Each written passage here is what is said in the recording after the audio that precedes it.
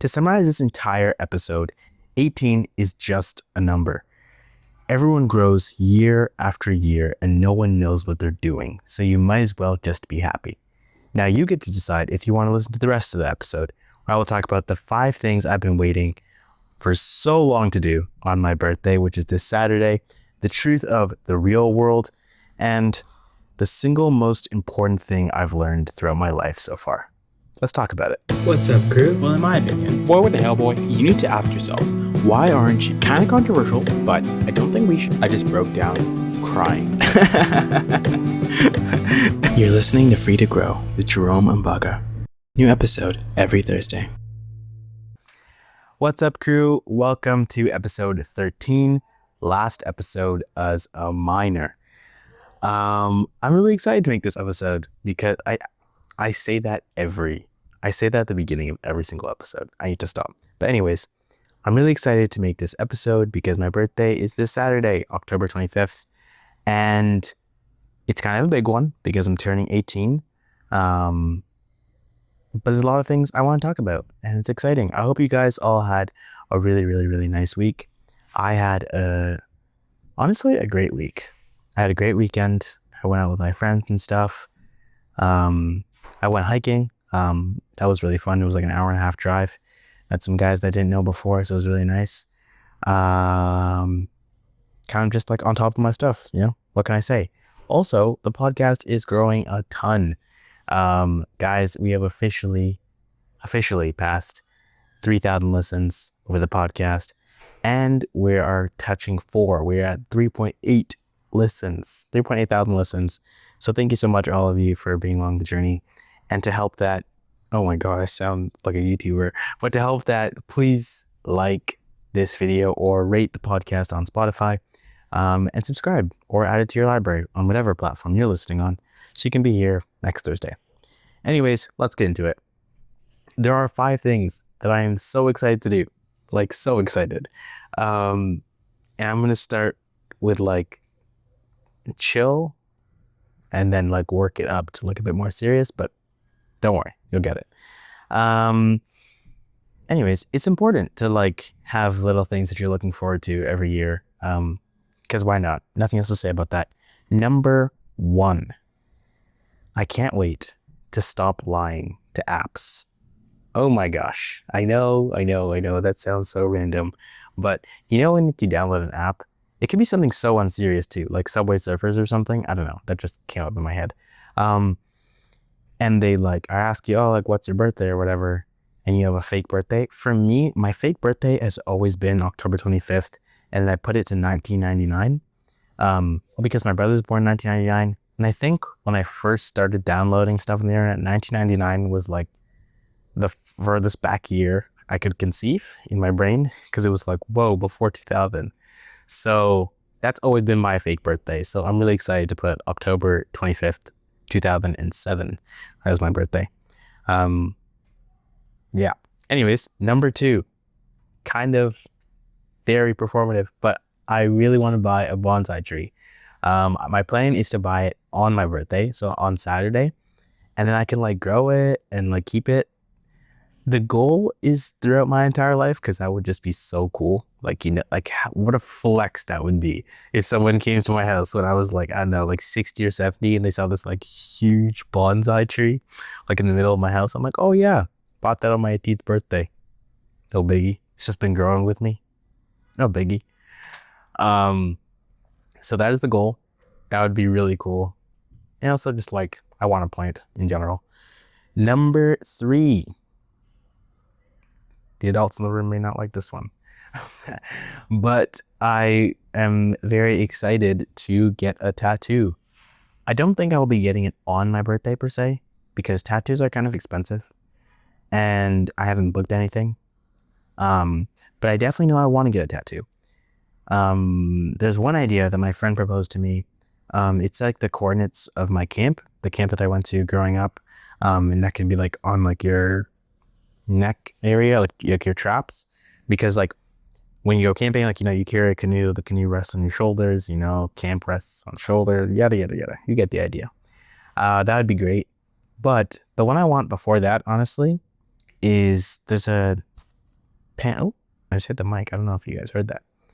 Anyways, one thing that would be great is there's a panel from Calvin and Hobbes where it's Calvin and Hobbes in a sled that they're like zooming down a hill, and that panel appears in like every single chapter of Calvin and Hobbes, and it kind of is like, I don't know if you guys know Calvin and Hobbes, but it's just them going exploring, and that's kind of the whole like theme of the book, and it'd be a nice reminder for me to like always like, you know, go exploring, and not even physically, just like mentally, emotionally, also physically for sure, and just having that attitude. Yeah, I also just love Calvin and Hobbes. That's what I grew up reading. Like the very first book I can remember reading is Calvin and Hobbes. Okay, now this one, I am so excited to open a savings account. Yes, a savings account, because I know that might sound random, but you are able to do that as soon as you turn 18, and it's not even like I have a bajillion dollars to put in there or anything. No, it's just I'm so excited. I'm so excited to like walk into the bank at like being like grown up self as a full adult and like open a savings account for myself, like an actual savings account. Not because I do have a savings account right now, but it's not really a savings account. It's just like a separate account, but there's no, the interest rate on it is like 0.000000001%. Like I'm not saving anything on that. It's just like a place to hold separate dollars. So yeah, I was doing a little bit of research on it. I'm getting one that's free, obviously, because I'm not paying for that. So I'm excited, and I will be making an episode soon on financial literacy and all that kind of stuff, because I know a lot about financial literacy. I just was never able to apply it because I was under 18, which is another thing I'm excited to do. And then number 5, this one may or may not be specific. Oh, wait, for number 4, go do that. Do that as well. Open a savings account, specifically a TFSA, because you're eligible to open one when you are 18. There's a certain amount of money you can put in it each year. I think it's $7,100 or something like that. I don't know. Just go do it. It's free. Do it. Number 5 is I can't wait to change my name. So a lot of people know me as Jerome Mbaga. Actually, I'm not sure if that many people know my last name in general, because like who knows people's last names that well. But I go by Jerome Mbaga like in a public setting. My Instagram account, Jerome Mbaga. This podcast name is Free to Grow with Jerome Mbaga. Like if someone meets me in public and like, oh, like what's your name? I'll say Jerome. Or if they ask for my last name for some reason, I'll say Mbaga. But for any actual legal stuff, my name is Jerome Jr. Kitacheza. That's because my dad's name is Jerome. For those of you asking, yes, I was named after my father. His name is Jerome. His side of the family's last name is Kitacheza. I've always wanted to change my last name from Kitacheza to Mbaga. Seems more fitting, although my situation is kind of rocky. Conversation for a different day. Basically, I'm excited to legally put my name down as Jerome Mbaga. And that will be big for like if I ever want to work for something, or when I graduate, like my university diploma, if I graduated right now, it would say Jerome Jr. Kitacheza. My high school diploma says that. And just like, yeah, it's also just very inconvenient having 2 different names. And also sometimes I write down Jerome Kitacheza, or sometimes I write Jerome Jr. Kitacheza, or sometimes I put Jerome as the first name and Jr. Kitacheza as the last name, or Jerome Jr. as the first name. Basically, it's a whole thing. You get the gist. It's confusing. It's annoying. Yeah. Another part of that is my addresses. I have way too many addresses, guys. Like way too many. To the point where like it's like concerning. Like I don't know if it's like legal at this point, because a lot of my documents say different things in terms of where I live. I'm talking about like legal documents, like passport versus health card versus like tax form versus driver's license. They're like all different.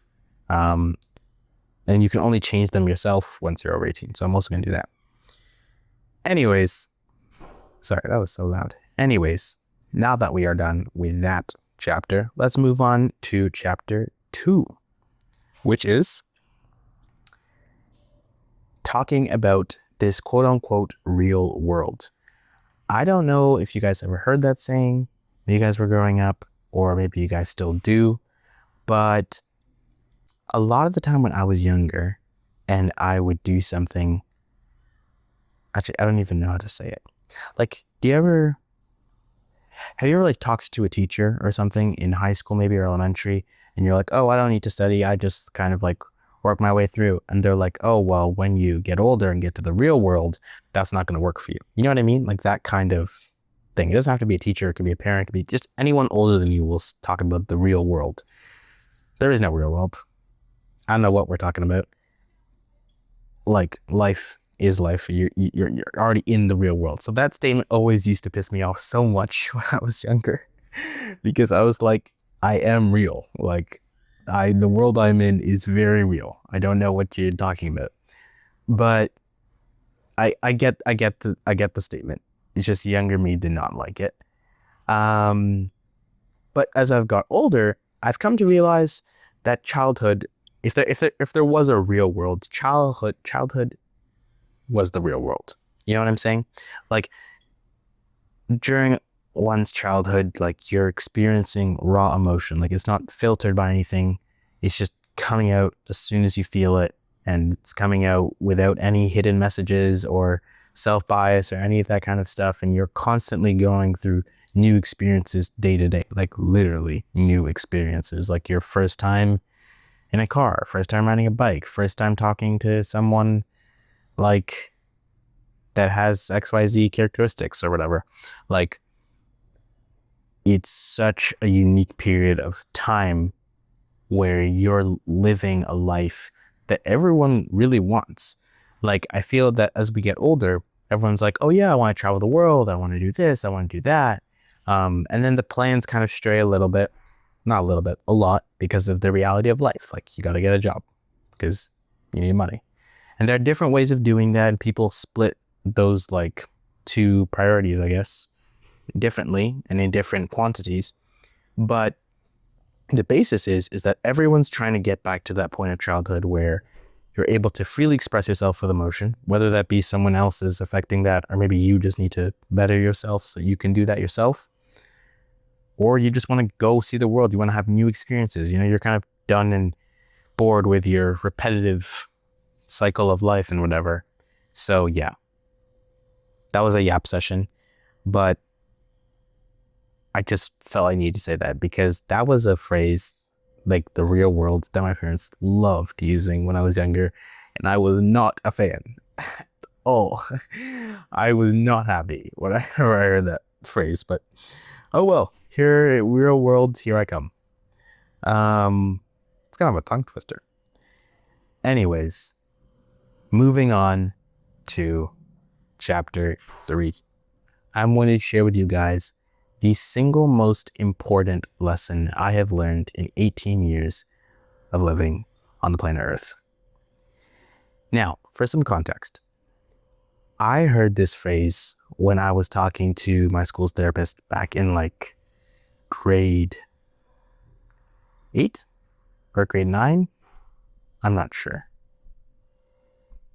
It wasn't the same one that I had in recent years. They like switched out my school. Because I think one of them, I don't know. One of them was on leave, so there was a replacement or something. I don't know. Anyways, it was way back, and I was going through a pretty rough time in my life. Not anything especially, well, lots of things especially, but not anything especially different from what my normal life was. I was kind of just like, I don't know, kind of just like angry. Best way to put it, you know? And so this therapist, she's an amazing woman. She helped me work through that. And the thing with me is that I loved hearing inspirational quotes and all that kind of stuff. And I understood them. Like I understood like when I would see a quote or hear a quote saying like, oh, be kind. Like, okay, I understand that.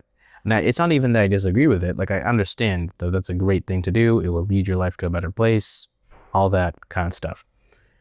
And I was capable of doing it. I just wasn't doing it for some odd reason. So things about being kind, being happy, try not to get stuck up on things and try to move with the flow of time. Like I was getting really hung up on things that I just could not let go. And obviously that was taking away from my own experience in life. And so there was this one day where I was sitting in her office and I was just saying like, yeah, I'm kind of just like mad at everything or whatever. I don't know what I was saying. Something along the lines of I was feeling mad. And then she said to me, you deserve to be happy and experience your happiness. And that was very, very, very big for me. I'm going to repeat it one more time. You deserve to be happy and experience your happiness. That, like, when she said that, I fully broke down crying, which was very big. That was like the first time I'd cried like in like years. I know I say that often, but that's like one of like 5 or 10 times I've cried like in my life, besides from like other stuff. Because that really just changed my perspective in general. Because whenever I would hear these quotes of like, oh yeah, be kind, be this, be that, the reason why I wasn't actually implementing these lessons and quotes and all that kind of stuff is because deep down I didn't feel ready to move on from what was bringing me down. And that was pretty hard. Wait, let me like think through what I'm about to say right now so I can say it clearly.